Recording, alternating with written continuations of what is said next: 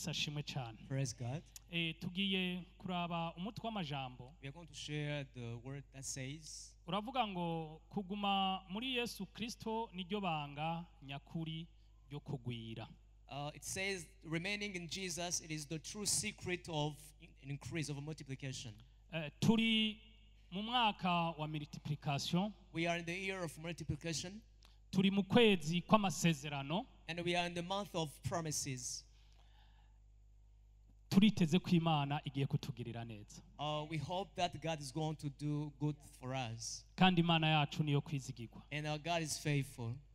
Iyo umuntu ari muri Kristo Yesu, if someone is in the Christ, ngo nta kindi cyagezwe kihari kimwagiriza cyangwa nta cete kimurega kibaho. There is no condemning letter to him. Kuko iyo turi muri Kristo Yesu, for when we are in Jesus, tuba twahindutse ibyaremwe bisha. We become new creation. Kandi tuba turi abana b'Imana. And we are children of God. Hallelujah. Amen. Yesu ashimwe. Praise God. Yesu ahimbazwe. May God be praised. Reka turabaye amajambo. Tuanze dusoma amajambo ari muri Luka 18 turahera ku murongo wa 28.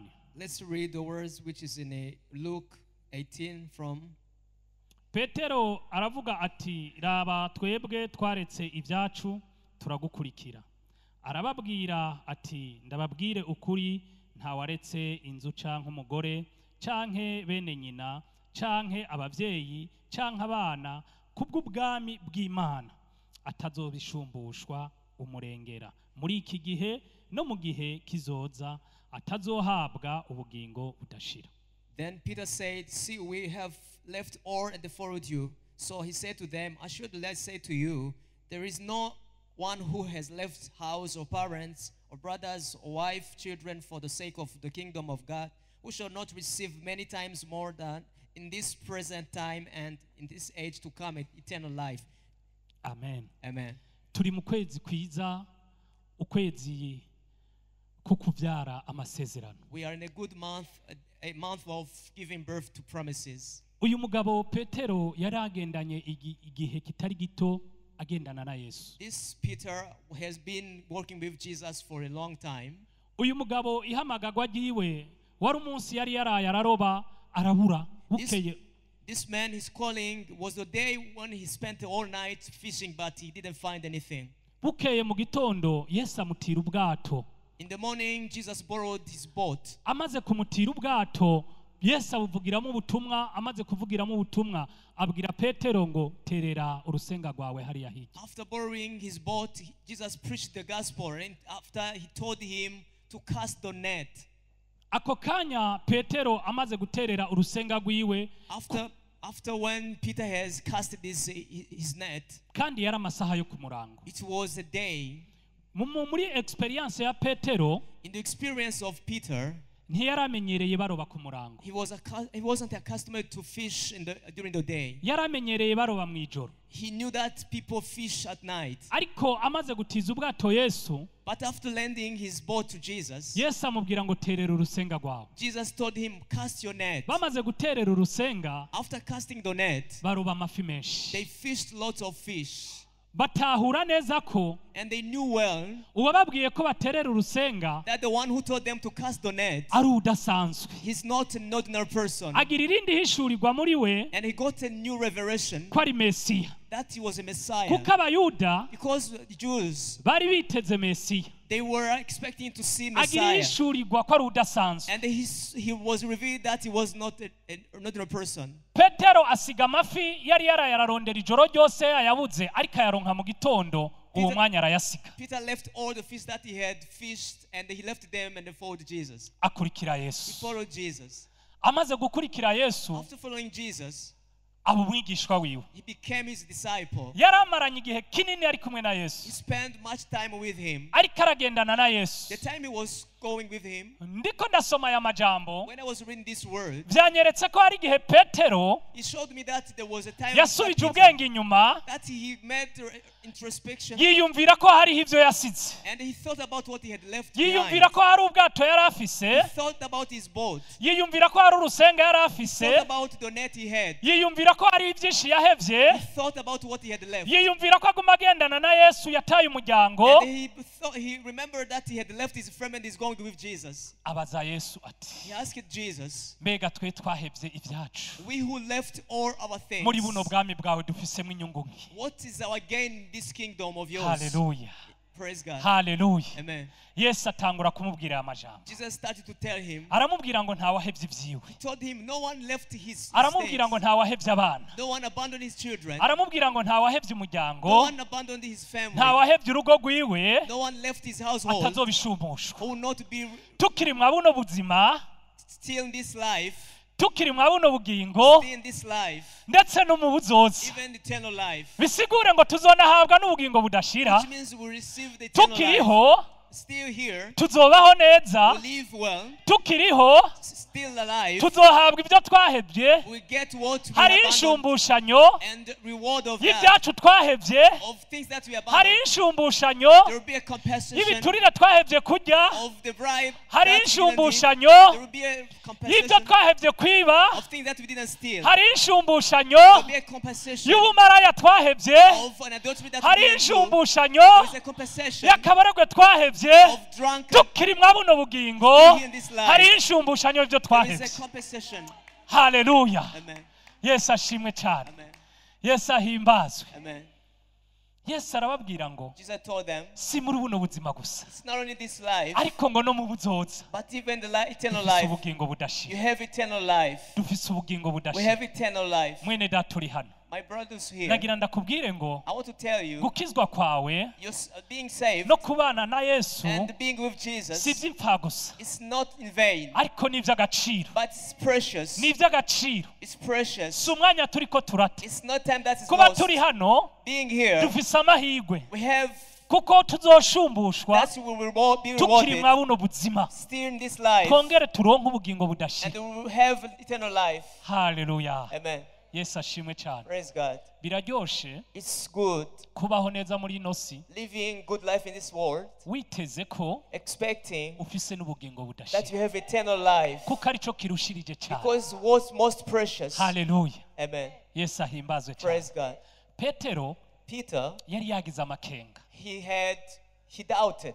kuwo bakurikiye That's the one they had followed. bazohava basanga That they'll find one day ataco bazoronka, they will not get anything ati from him. bazohava basanga That they'll find ataco azobamarira. that he will not be Ariko anything to Yesu them. But Jesus, asubira kurema ivyizigiro muri and Petero, Jesus gave them hope nuko nawe again. uno munsi As today for you, ushobora kubona you may be seeing kumenga that igihe kiragiye, the time is igihe passing. kibaye kirekire, That has been a long time ataco urabona, without seeing kuva anything. ukizwa From the time you were ubona saved, umenga ntaho you urashika, see as if you kuva haven't wakira get anywhere. agakiza From the time you received umenga nta Jesus, kirahinduka. it's like nothing has changed. Ariko But ndakubwira I ngo want to tell you, kuri uno mugoroba this evening, shishikara kuguma kuri Yesu, continue remaining in Jesus. shishikara kubana na Yesu, Remain in Jesus. niho hari ubuzima, There's niho hari life. ubugingo, Only there is life. niryo soko ryo kugwira, That's the source of niryo soko multiplication. ryo kugwira. That's the source of Nta handi multiplication. hari isoko ryo There's no kugwira anywhere atari muri else Kristo instead Yesu, of Jesus. atari muri Kristo Yesu.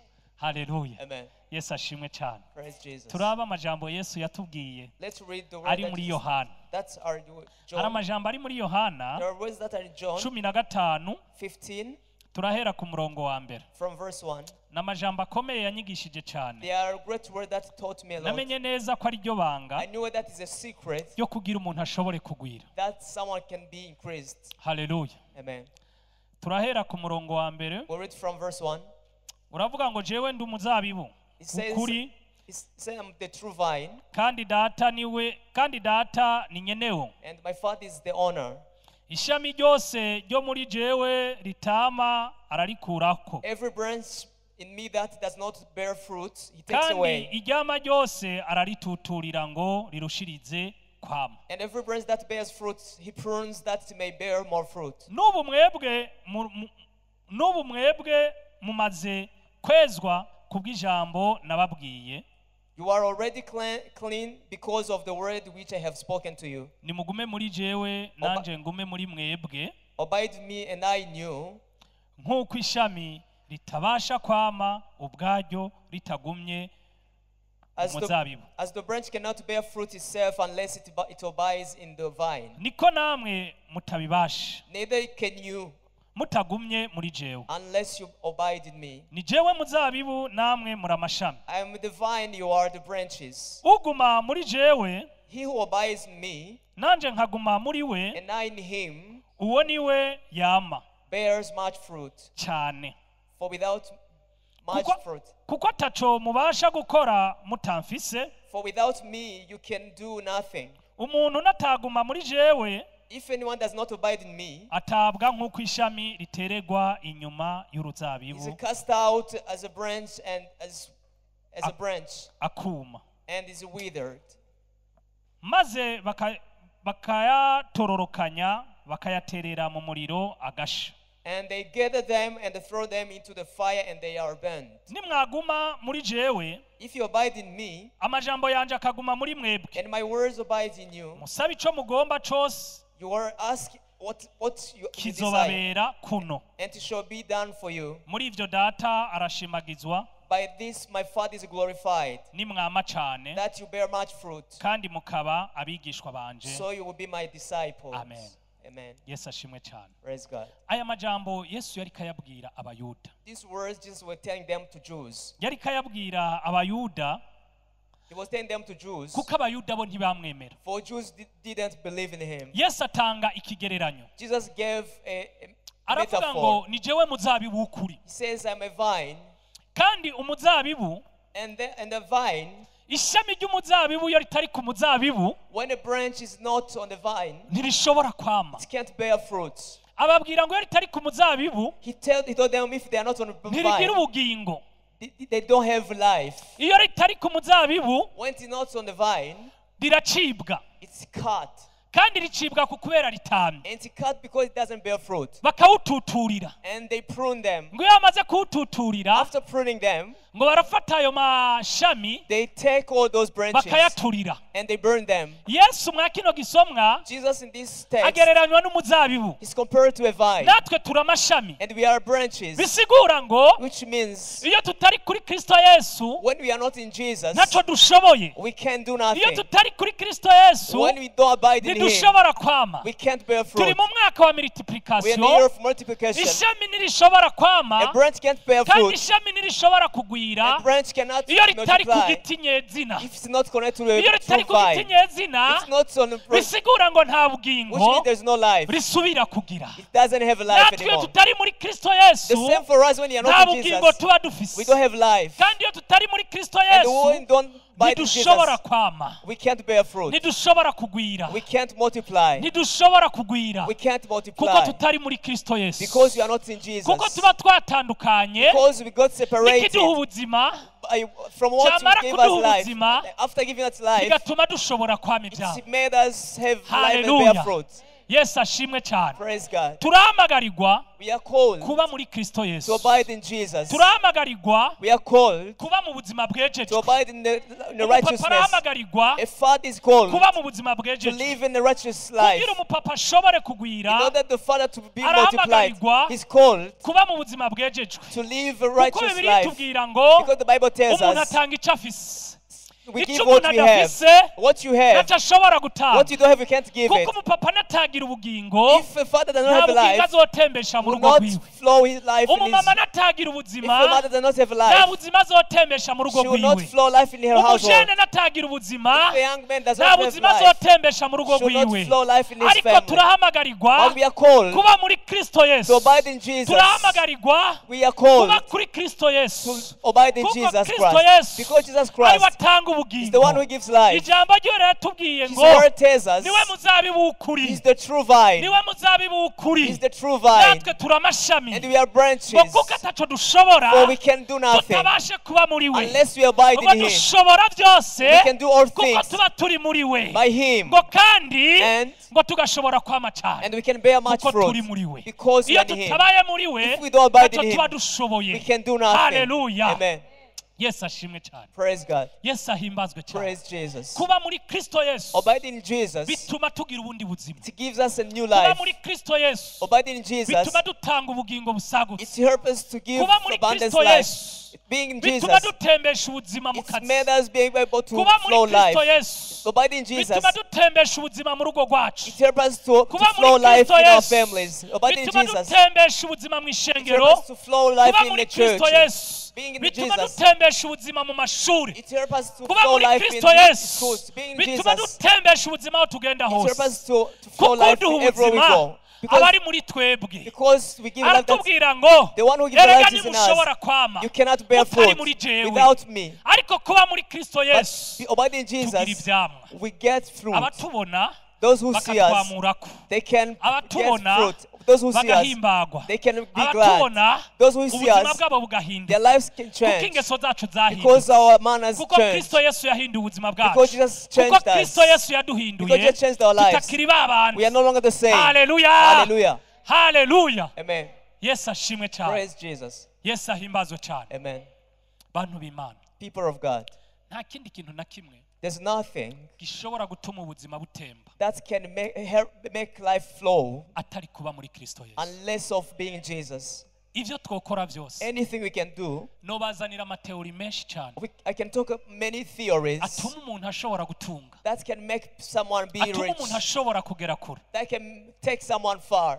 ama experience menshi Lots of experiences atuma umuntu yogera kure. that can make someone reach Ariko far. ivyo vyose But all those things, nasanze hari aho bigera I found that they have limits. bikananirwa. They can fail. Twabonye abagera kure With so many people who mu get ngo zabo far babura ubuzima. and they lost life. Nakurikiranye ubuzima bw'abahambaye I basize amateori analyzed the y'ingene life of bageze great kure, people and it's sort of theories ariko of how they usanga hari got far. icyabananiye. But there is something that they failed to Urugo do. rwarabananiye gutungana. Their family, they failed Bamwe to bavanye manage n'abagu n'abo families. bubakanye, Some were separated from those who, abandi babayeho batagira abagore, others don't have wives. abandi batandukanye n'abana babo Others were separated from their children kuko mu rugo rwabo because in their household, icyatembesha ubuzima kitahari. what was supposed to give Ama life is experience on them. yaraberetse ko bashobora gushika kure, Experiences show them that they can ariko get muri uko far. gushika kure But in getting nta buzima far, butemba. there's no life that flows. Ariko kuba muri Kristo Yesu But being Jesus Christ byaduhaye byose. gave us all things. Kuba muri Kristo Being Yesu Jesus, biduha ubutunzi, it gives us rich, bikaduha amagara meza, it gives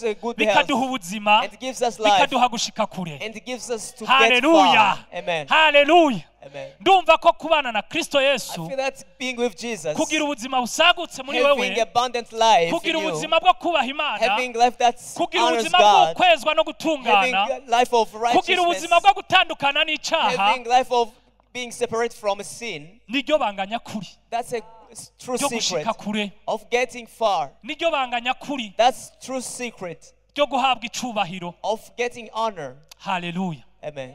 Yesu ashimwe cyane. Praise Jesus. Yesu ahimbazwe cyane. Amen.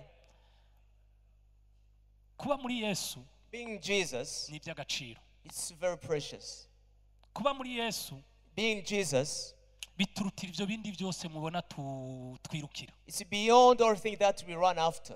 Yesu yatubwiye ngo Jesus told us, muri uno mugani yari karacira abayuda in this parable he was telling to the ngo Jews, ntimubasha kwama you can't produce, nk'uko namwe mutabasha kwama as you cannot bear fruit mutari muri jewe, unless you are with me, nk'uko namwe mudashoboye as you cannot mutari muri jewe. unless you are with me, Bisigure ngo which means gutandukana na Kristo being separated from Jesus, nta buzima buhari, there is no life. ariko kwimatanya na Kristo But being attached to hari Jesus, ubuzima. there's a life.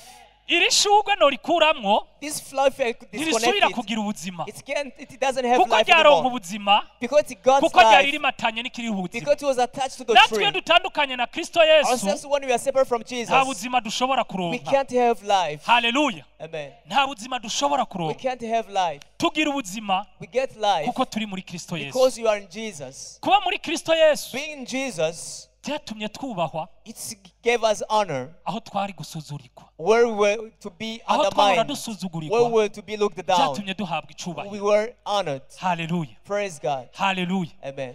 Kuba muri Kristo Yesu Being in Jesus bitanga Christ, icubahiro. it gives honor. Hari icubahiro. There is honor. Yesu ashimwe cyane. Praise Jesus. Reka turabe aya majambo tuyarangirizeko. Let's read this word and finish. Aya majambo ari mu byakozwe n'intumwa, The words that are in the Acts of,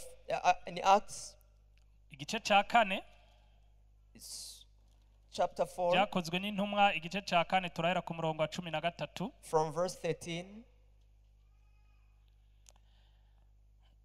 umutwe w'amajambo ratubwira ngo aha tugiye gusoma ngo babora uko babahana bapfa kubarekura.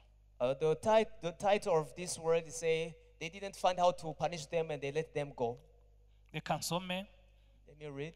Babonye ubushizi babonye ugushira amanga kwa Petero na Yohana kandi babona ko batigishijwe atari abanyabwenge baratangara maze bamenya ko babana na Yesu.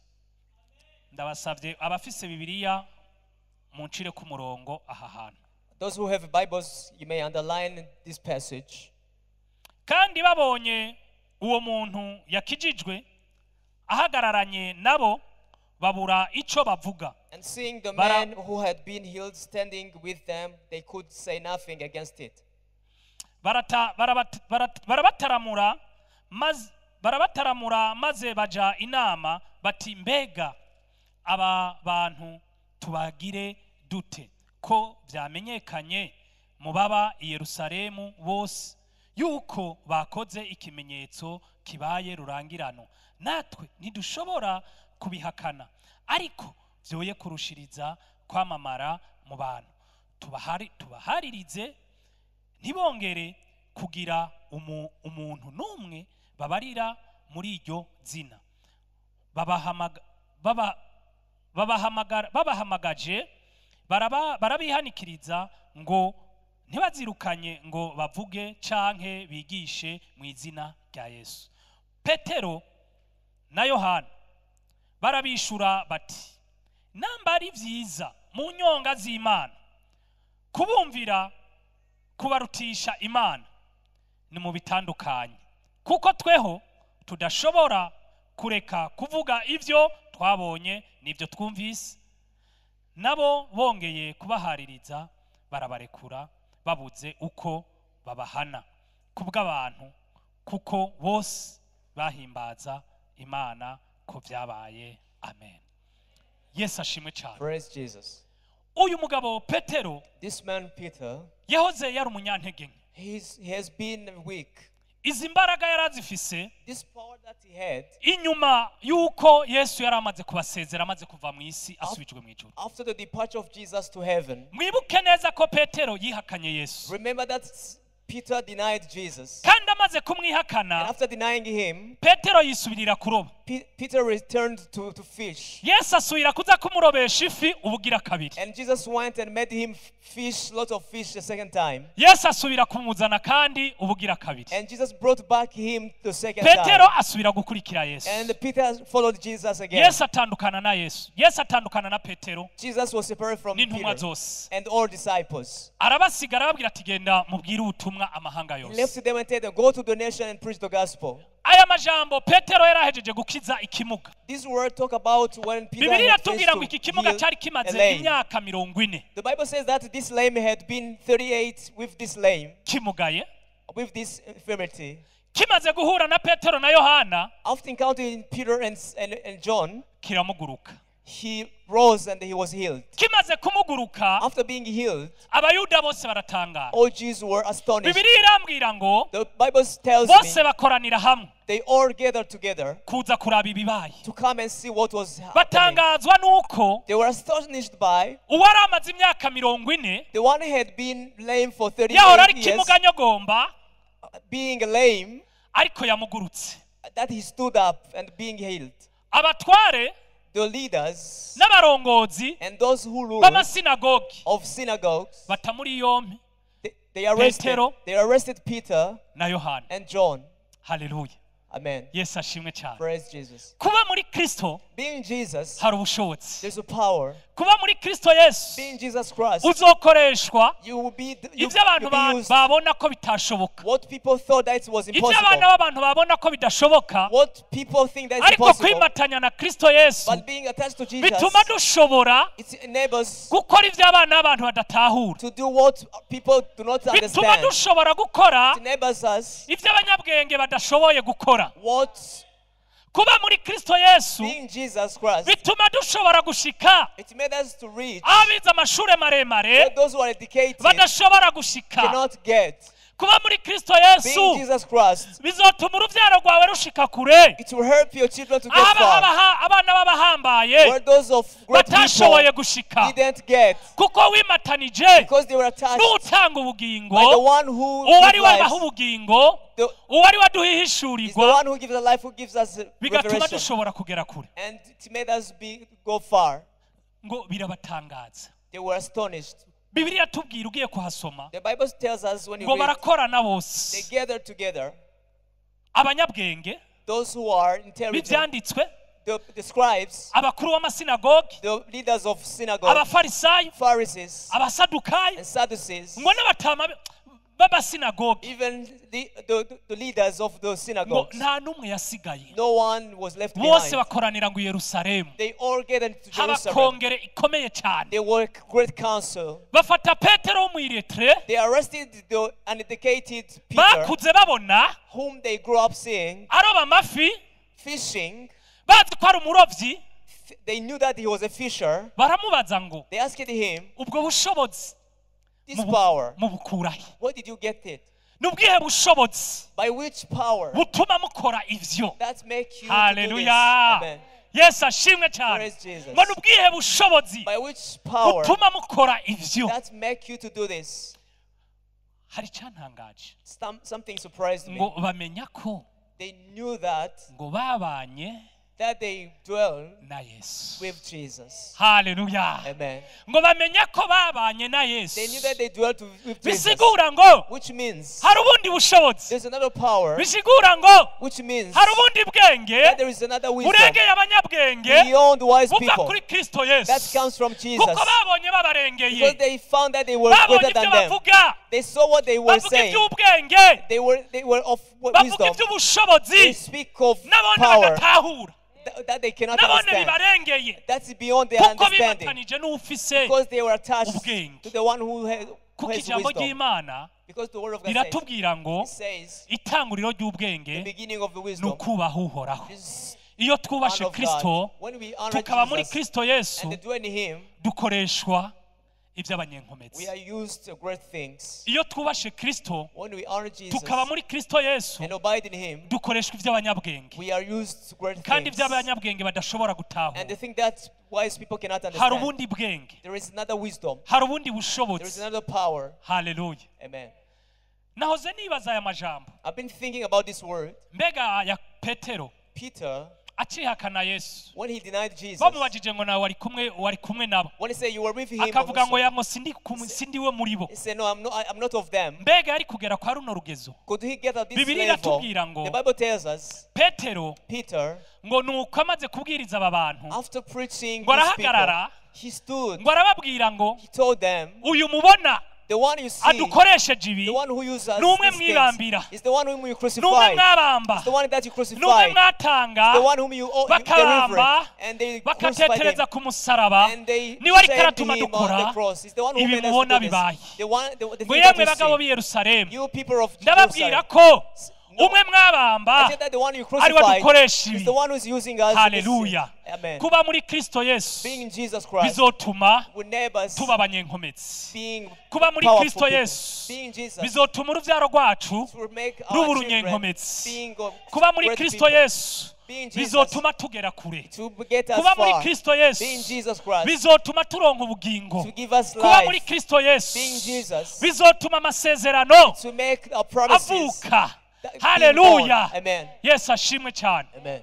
Bibiliya iratubwira The ngo Bible tells us ngo nuko then ngo hihana ngo abagabo 5,000 3,000 people were saved at the ngo same day. bahindukirira Yesu And they kuko turned to babonye Jesus because they saw ibibaye. what happened. Uyu Petero na Yohana This Peter and John, bakoreshejwe ibikomeye they were used great things kuko bemeye kuba muri Kristo because they Yesu, accept to abide in Jesus, kuko bemeye kugendana nawe. because they accept to follow Uwo him. munsi ndakubwira ngo Today I want to tell you, nimba mu byumviro byawe if in your thoughts utegura kugera kure, you want to get far, ugategura kwiga amashuri maremare, you want to study lots of, ugategura business yawe you want neza, to get your business ndakubwira great, ngo I want to tell you, niwinzizemo iki naco.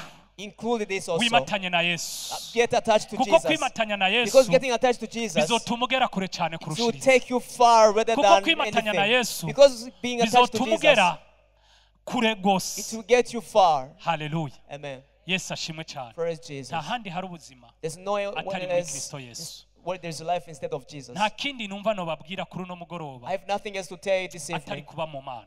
instead of being Nta crying kindi God. numva no babwira kuri uno There's mugoroba nothing else I can tell atari you gutandukana n'icyaha instead of being separate from umuntu sin akamatana na Kristo Yesu. and be attached to Jesus Christ. Iyo umuntu ari mu byaha When someone is in the tubona sin, umenga ibyaha biraryoshe you can see that sin is ariko good, bitujana mu mahonero, but it takes us to ariko perdition, ibyaha bizibira amasezerano, and sin ariko ibyaha hinder promises.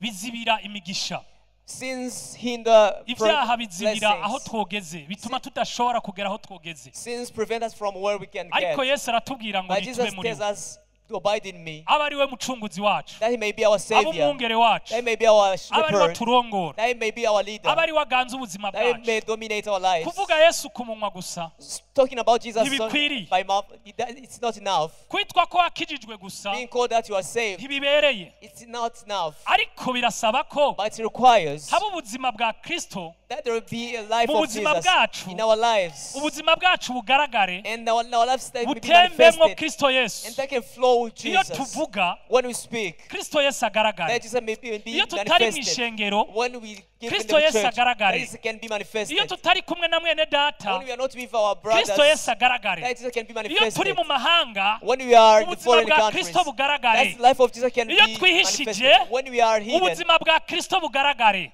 that's the life of Jesus can be manifested. Kwitwa ku izina gusa ko Being twakijijwe called saved only, ntibihagije, it's not now. ariko birasaba ubundi But it buzima, requires another life. birasaba ko tuba muri ubwo It buzima, requires to abide in this birasaba ko ubwo life. buzima It requires tubutemberamo, that this life can flow in birasaba ko ubwo us. buzima bugaragara, It requires that life can be utubonye manifested. Whoever sees us, akabidusomamwo. they can see it in Bamaze us. kuraba Petero na Yohana When they looked at ngo Peter bamenya and ko John, babanye na Yesu, they knew that ngo bamenya ko they've been with bagendanye na Jesus. They Yesu, knew that they've been bamaze Jesus. kumva ngo ingene bavuga, After bamaze listening to kumva them, imvugo yabo, after hearing their saying, bamenya ngo aba bagendanye na they Yesu. knew that they were with Jesus. Haleluya. Hallelujah. Yesu ashimwe cyane. Praise Jesus. Ntibikwiriye ko tubwira abapagani It's not good ko that we tell dukijijwe, that ariko pagans bo that we are saved. birakwiye ko But it's babidusomamwo, good that they know that by babitubonemwo, themselves, seeing in mu them, mvugo yawe babikubonemwo, mu bikorwa byawe in your babikubonemwo. words they can see it. Haleluya. Amen. Yesu ashimwe cyane. Praise Bantu Jesus. b'Imana, People of nagira God, ndababwira ikintu kimwe. I want to tell you one Niba hari thing. ikintu cya mbere If there's one thing, cyatumye the first thing abakristo benshi that's made many badashobora kugera Christians kure didn't get far ni ugukizwa ntibakizwe, is to be saved but ni not ukwitwa ko changed. bakijijwe Is ariko being bakabyitwa ku saved izina. and they are called Ni uko the umuntu only ashobora name. kuba yarakiriye Kristo Is that they ariko received ubuzima Jesus, bwiwe butigeze buhinduka. but their lives didn't change. Ndaguhamagarira kuno mugoroba, I want to call this evening, wa mupapa uri hano, the Father who's reka here, ubuzima bwawe buhinduke, let your life be changed. reka ubuzima bwawe Let your buhinduke. life be changed. Kubaho ni Kristo Yesu, Living is Jesus. kubaho ni Kristo Yesu. Life is Yesu Jesus. niwe atanga ubuzima, Jesus is the one who gives Yesu life. niwe atanga ubuzima. Jesus is the one who gives Ibyo life. wobiniganira ibindi byose, You can fight for all ukavuga ngo reka things. ncisha hanje Say, let me pass by my kugira ndabe ways ko umuryango in ubaho, order to make my life live. ariko Kristo atarimwo But without byose Jesus, byoba ubusa. all things is nothing. Ndakubwira ngo I want to tell ntacyo you, byotumarira it's nothing kunguka iby'isi byose gain all ngo ariko things tukaka ubugingo. and lose our Ibyo ntacyo souls. byodufasha. Nothing. Haleluya. Amen. Yesu ashimwe cyane. Praise Jesus. Kuri uno mugoroba This evening, twese twiteze we are ko hoping amasezerano yagiye kuvuka, that the ko promises are going to be amasezerano born. agiye The kuvuka, promises are going to be ariko born. amasezerano The promises, numva hari ijwi rimbwira kuri uno mugoroba I hear a voice ngo telling me, amasezerano the promises, ngo arafise aho akwiye kuvukira, there is a good place to be born. amasezerano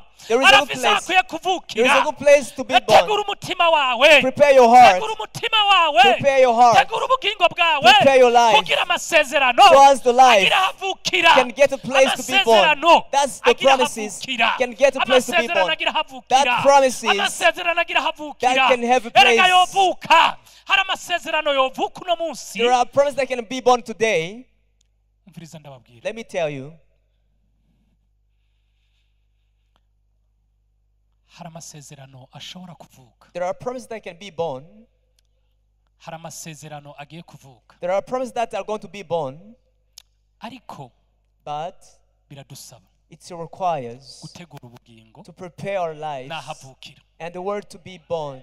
kuko navuka Because once you get born, atagira havukiye without a good place, ashobora they can.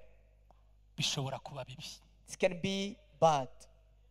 birashobora kuba bibi It can be bad ku buzima bwawe, to your life. ariko But biradusaba ko it requires us utegura ubuzima bwawe, to prepare our lives. tegura ubugingo bwawe, Prepare your life. tegura ubugingo bwawe Prepare your life kugira amasezerano so as the promises agira havukira. can have a place to be born. Amasezerano arahari, The promises are there. arahari Promises are there. kandi araje. And they are coming. Erega n'Imana ntiyase kubishitsa. God didn't. Oh, didn't- hallelujah. He didn't fail Yes, to accomplish it. kubishitsa. He didn't fail to Ariko accomplish it. iracyakeneye ko But he still needs utunganya ubugingo that you bwawe prepare your life. kugira bibe byiza cyane, That it can be kugira better. bigende neza They can cyane, be better more. kugira bigende neza They can cyane, be better. kugira bigende neza They can be cyane. better. Haleluya. Amen. Yesu ashimwe cyane. Amen. Ntimwibagire neza ko Don't forget that Imana ntiyananiwe kuduha ibyo twifuza, God didn't fail to give us what we want. ariko hari icyo Imana ikeneye kuri twebwe But there's something that God wants from us. gisumba ibindi byose, That's beyond anything. ni ubugingo bwacu. Is our souls, Ubugingo bwacu our lives. bufise agaciro It is precious. kanini cyane It has a value mu nyonga z'Imana, in the eyes of God. si n'ibindi byose Otherwise, other things, ibyayo, it's His. kandi amasezerano And the promises agiye kuza, are coming. ariko nashikira ahejejwe. But it needs to Izuba land ryiza in a good place. Umwami Yesu abaheze May God cyane. bless you. Amen. Amen.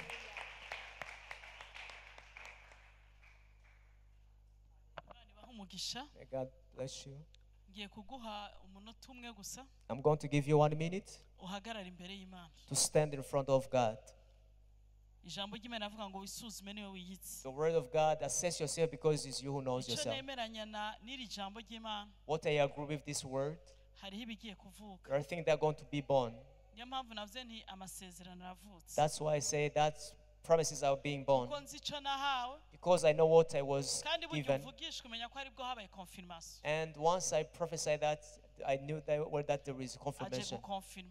He comes to confirm. Hari n'uwundi muntu nabwiye amajambo uko nyine Imana yari yamuntumye kuko nyine There's another person whom I taught this word the same way I said it now. ati hari ibigiye kuvuka, There are things that are going to be born. hari amasezerano agiye There kuvuka, are promises that are going to be born. ariko uhagarare utunganye ubugingo bwawe. But prepare your life Umunota umwe gusa. in 1 minute. Imana ibahezagire. May God bless you. Amen. Amen. Imana ishimwe cyane. Amen. Reka umuntu wese uhagarara imbere y'Imana. Let usabe the person imbabazi stand in Imana. front of God and they Umuntu wese ahagarara imbere y'Imana. ask forgiveness to God. Hama duca dufatanya ibiganza twese turangirize hamwe. Ariko ubwire ijambo rimwe Imana. But tell one word to God.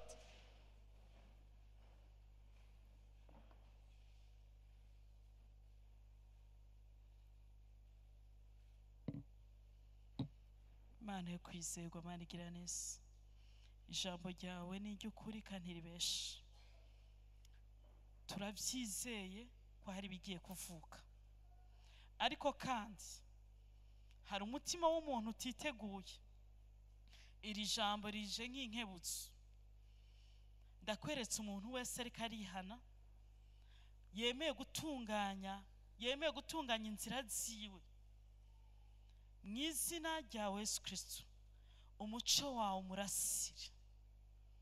Ndakweretse abagabo nk'imitwe y'urugo, ndakweretse abamama nk'abafasha babo, ndakweretse abajene bari hano n'abandi bose badukurikirana. Nkemu Imana ugendera ubugingo bw'umuntu wese ari hano, kugira ngo ntihabe inzitizi ku masezerano, ntihabe inzitizi ku kivuka, ku ngabire idasanzwe ugiye kuzana mu muryango, ntihabe inzitizi n'imwe ya multiplication. Reka ubuntu bwawe ku muntu wese ari hano, reka imbabazi zawe zigaragare ku muryango waserukiwe hano hantu. Samson yaragucumuyeho, ariko yongera kuza imbere yawe gusaba ayandi mahirwe. Iyi ndwi Mwami Imana ni indwi y'umuryango. Umuntu wese ariko agusaba ubundi buntu bwo kugira ayandi mahirwe, kuko uri Imana ikunda guharira, kuko uri Imana ikunda kugira imbabazi.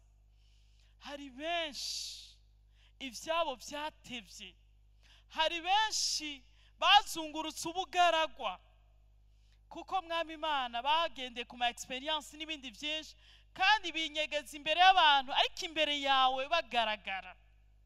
Uyu munsi bahayandi mahirwe, bagira ubundi buntu kugira mwami Imana amasezerano avuke.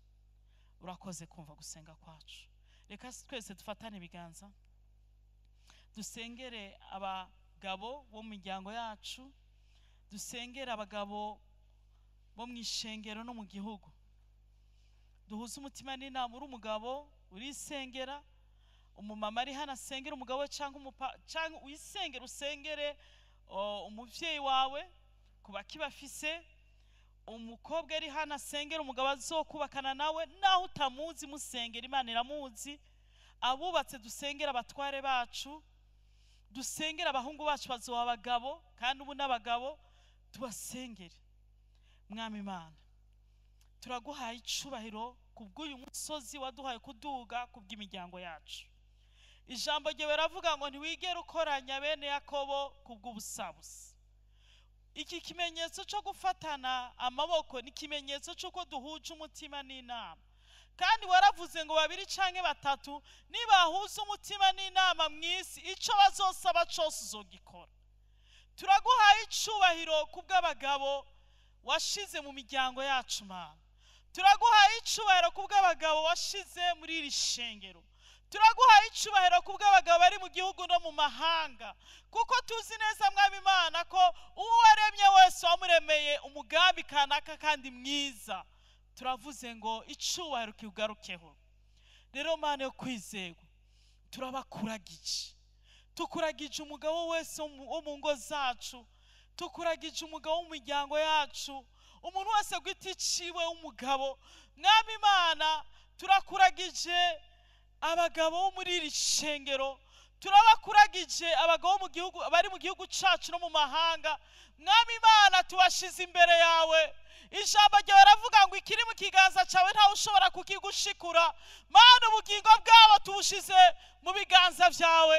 Abatarakumenya umuco wawe bamurikire, ababoshwe ingoyi zivunagurike, abari imbohe babohoke bw'izina rya Yesu Kristo. Ubushobozi bwose bw'isi y'umwijima buboshe imitima y'abagabo, buboshe ubugingo bwabo. Uyu munsi turatura liberation mw'izina rya Yesu Kristo, kuko Yesu waratangaje ngo mwemu uhora hari kuri jewe, yandobanuje amavuta ngo mbwire ababoshwe ko babohowe. Uyu munsi duhuje umutima n'inama, tubohora abagabo bose baboshwe n'isi y'umwijima, ababoshwe n'ibicaniro by'abarozi, ababoshwe n'abavugishwa ibinyoma, turabohoza mw'izina rya Yesu Kristo. Ababoshwe mu ngeso mbi, turababohora mw'izina rya Yesu Kristo. Ababoshwe n'akaboregwe, ababoshwe n'ibiyayuramutwe, ababoshwe n'ubusambanyi, ababoshwe n'amanyanga, turababohoza mw'izina rya Yesu Kristo, kuko icatumye umwana w'umuntu ahishurirwa kwari kugira ngo asangangure ibikorwa by'umugwanizi. Turasanganguye igikorwa c'umugwanizi ku bagabo bose mu miryango yacu. Turasanganguye igikorwa c'umugwanizi ku bagabo bose mu ngo zacu no mu miryango yacu. Turasanganguye igikorwa c'umugwanizi ku bagabo muri iri shengero. Turasanganguye igikorwa c'umugwanizi ku bagabo mu gihugu cacu no mu mahanga. Turabisanganguye mw'izina rya Yesu Kristo. Kandi Imana yo kwizerwa, duhagaze imbere ya duhuza umutima n'inama, dusambura ingwara. Turakanye ingwara mu mibiri yabo, turakanye gukenyuka mw'izina rya Yesu Kristo. Oriba sondora bosheke, turadeklara gukira ingwara zose, turadeklara amagara meza, turadeklara guhazwa kuramba. Turazi ko umwasi arondera ubuzima bw'abagabo kuko ari imitwe y'ingo zabo. Uyu munsi duhakanye ingwara, duhakanye ubumuga, duhakanye ibiza byose bibahitana mw'izina rya Yesu Kristo. Yaba abagabo mu ngo zacu, yaba abagabo mu miryango yacu, cyangwa mw'ishengero no mu gihugu n'amahanga, turasenga ngo Imana ya kino gicaniro itembeshe ubugingo busagutse muri sante zabo mw'izina rya Yesu Kristo. Mu mibiri yabo turakanye gukenyuka kw'abagabo mu miryango yacu, turakanye gukenyuka kw'abagabo mw'ishengero, turakanye gukenyuka kw'imitwe y'urugo mu gihugu no mu mahanga. Turakuyeho iyo mpwemu y'urupfu higa imitwe y'urugo, turayisambuye mw'izina rya Yesu Kristo. Kandi uhoraho Mana nzima, turazi ko abagabo ari imitwe y'ingo zabo. Duhagaze muri autorite, benshi muri bo baribwe, benshi muri bo barishwe, benshi muri bo barasamburiwe. Duhuje umutima n'inama tudekeraho ubugingo busagutse. Robo shendere bashondorabo, turasambuye inyatsi mu bikorwa by'abagabo mu miryango yacu. Wamwe mu inyatsi rekura, rekura, rekura. Wamwe mu ya non accomplissement turagusambuye. Wamwe mu mbi usubiza inyuma imitwe y'ingo zacu turakudetruije. Wamwe mu mbi usubiza inyuma imitwe y'imiryango turakudetruije mu izina rya Yesu Kristo. Nk'uko Imana yabagize imitwe y'ingo zabo, niko twatura ku bagabo bo mu ngo zacu, bo mu miryango yacu, bo muri iri shengero, bo mu gihugu n'amahanga, ko ari imitwe mu izina rya Yesu Kristo. Duhakanye ikintu cyo gusubira inyuma, duhakanye inyatsi, duhakanye esprit de non accomplissement, duhakanye uruhombo mu izina rya Yesu Kristo. Maya shendereba robota karamaseke, turasambuye imwemu ya exploitation, imwemu ya exploit abagabo, imwemu ibakoresha nabi mu izina rya Yesu Kristo. turakururanirwa. Mwami Imana, waravuze ngo uzohezagira ibikorwa by'intoke zacu.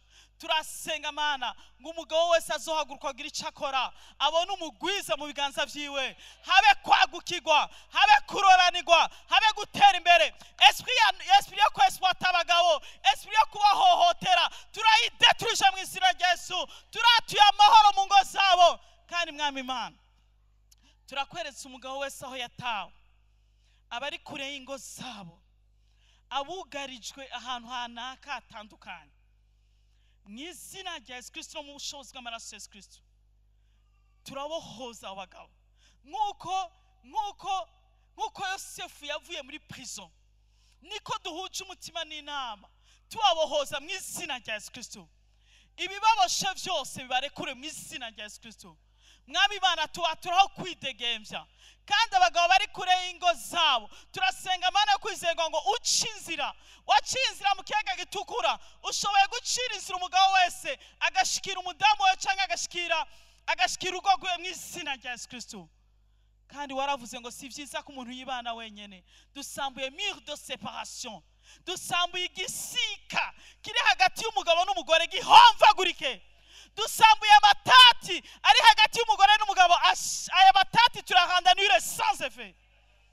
Urakoze Mana, urakoze gutanga impore mu ngo, urakoze kurema amahoro mu miryango, urakoze guha ubwenge abagabo, urakoze kubahezagira, urakoze kubatungisha, urakoze kubageza kure. Kandi tugushimiye ijambo ryawe ribahamagare kwimatanya nawe. Urakoze Mwami Imana kubaha umutima wo kugukunda no kugukorera no kukwiyegurira kugira babone kwama no kugwira mu izina rya Yesu. Uhezagira ubwoko bwaho ugiye gutaha, umugisha wawe ujane nabo bose. Uzotugarukane ku munsi w'ejo tuguhimbaza tugutazira mu izina rya Yesu.